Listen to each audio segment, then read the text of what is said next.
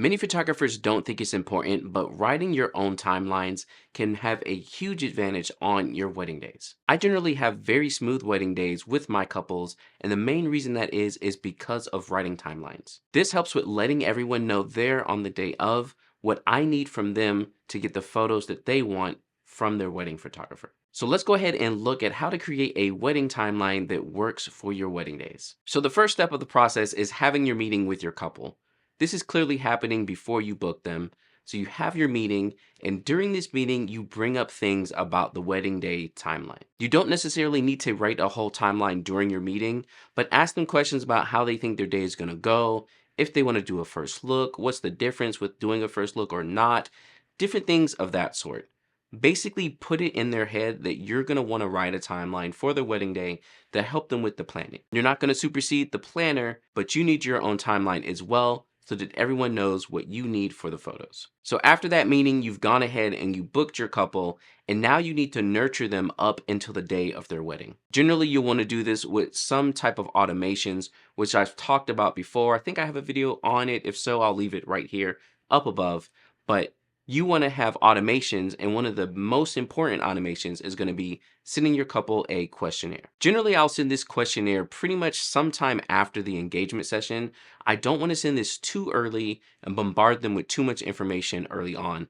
Planning is a lot. They have a lot of moving parts going on, so I'll wait just a little bit so that they know more about their wedding day. Now, this questionnaire is super important because it's basically going to lay out all the information I need from them so that I can go ahead and start making their timeline. So go ahead and get out your pen and paper, and let's start writing down these important questions that you'll need to find out. First, starting out with, when is hair and makeup starting? Now, the reason you want to ask when hair and makeup is starting is this will help you determine when you need to show up at the wedding day. Sometimes hair and makeup can be nice and short, or it can take a long time, and depending on how many hours they have you booked for, you may not need to be there the whole time. I personally like to show up maybe an hour-ish before the makeup's done, depending on if I'm shooting with a second photographer or not. This also goes into if your second photographer is going to go with your groom alone, or if you want to do both the bride and groom yourself. Generally, I do both the bride and groom myself, so because of this, knowing when hair and makeup starts, I'll go to the groom first, and then right around when hair and makeup should be almost done is when I head over to the bride. So knowing when hair and makeup should be starting and when it should be ending is highly important for you to get those getting ready shots. The next question is going to be if they're doing a first look. Now, if you're not familiar with first looks, it's basically when your couple sees each other before the ceremony. Traditionally, you're not supposed to do that. You're supposed to wait into the actual ceremony, but some couples will opt to go ahead and see each other. Now, personally, first looks are much better for your timeline and also for photography, but don't push your couples for it too much. Let them do what they would like to do on the wedding day. Now, the reason we need to know if they're doing a first look or not is because if they're doing a first look, we need to allot some time for it, but it's not just for the first look. If you're doing a first look, you should go ahead and get rid of the immediate family photos and also the wedding party photos.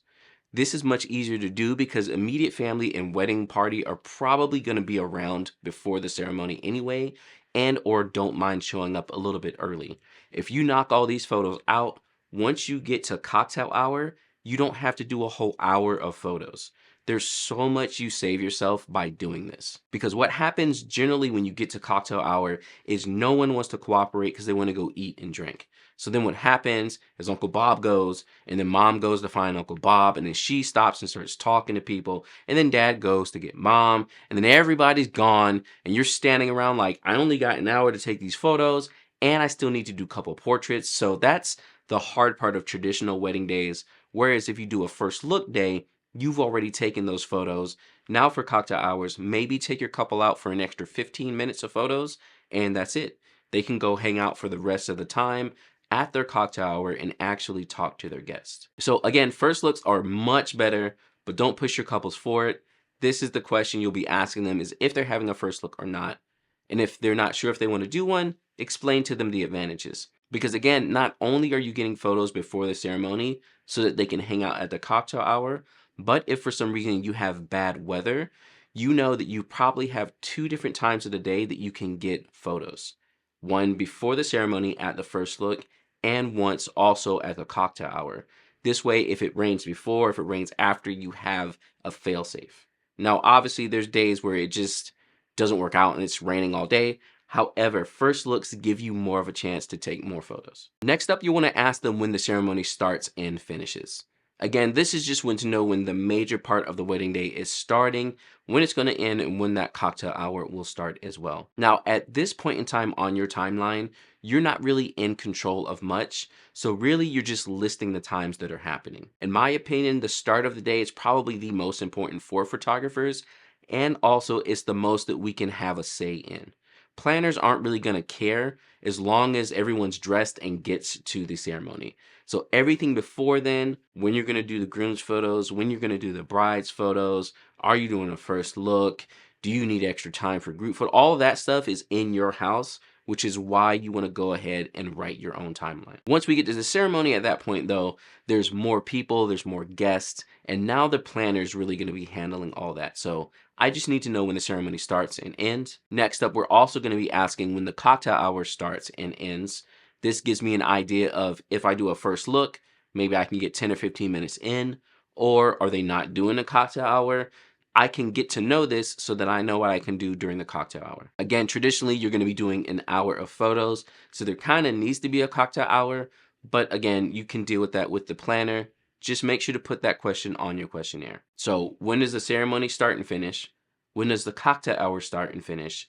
And then after that, when does the reception start and finish? Again, you just need to know this so you know the timing for the cocktail hour and the reception, and maybe like when they're going to eat food and things, but you don't really need to know that before the fact. If you like to do sunset photos, you'll want to put that on your timeline as well. This is basically photos right as the sun is going down. Usually you'll need a nice off-camera flash setup for this because it is going to be fairly dark. On a typical timeline, your sunset photos are happening right around when food comes out or right after they've eaten before first dances and all that other stuff starts out. Now, I generally don't ask about any information of how the reception is going to go because again, that's just kind of out of my wheelhouse. I'll figure that out on the day of, and or the planner will send me that information later. Your couple's going to have to be figuring that out with their DJ and their planner. It doesn't make sense to get in between that and get in the way. So again, once we've hit the ceremony, everything after then, you're just kind of putting it in the timeline so that you're on the same page with everyone else. Now, one of the last questions you need to make sure you ask as well is if they're doing a special exit. Now, the reason you want to ask this is because this makes a huge difference on how long you want to stay. Generally, I'll tell my couples that I don't need to be there for the whole reception. If you're having a slam out party for like the rest of the night until 2 a.m. and you're not doing a special exit, you don't need me there. Give me an hour and a half, 45 minutes of just open dance floor, and that's going to be good enough for your photos. Unless you have special events happening throughout the night, like a mascot of the college you went to showing up, or a special dance with your sisters or something. I don't know. Y'all let me know in the comments some of the stuff you've seen at weddings. There's lots of cool celebrations I've seen. But unless you're doing stuff like that, if it's just open dance floor and people getting drunk, like, I only need but so many photos of that. So I'll let them know that if you're not having a special exit, I don't need to be there as long, and then this will help them plan out their hours better. However, if they're doing something like a sparkler exit, you're probably going to want to stay there till the end, and they may need to add hours and or not have you there as early on the day. That's why asking this question is very important. Recently, I've had a lot of couples doing a solo couple dance at the end of the night, kind of just a cool down, like, here we are, we did the thing, how awesome, it's just them two, video, photo, and that's it.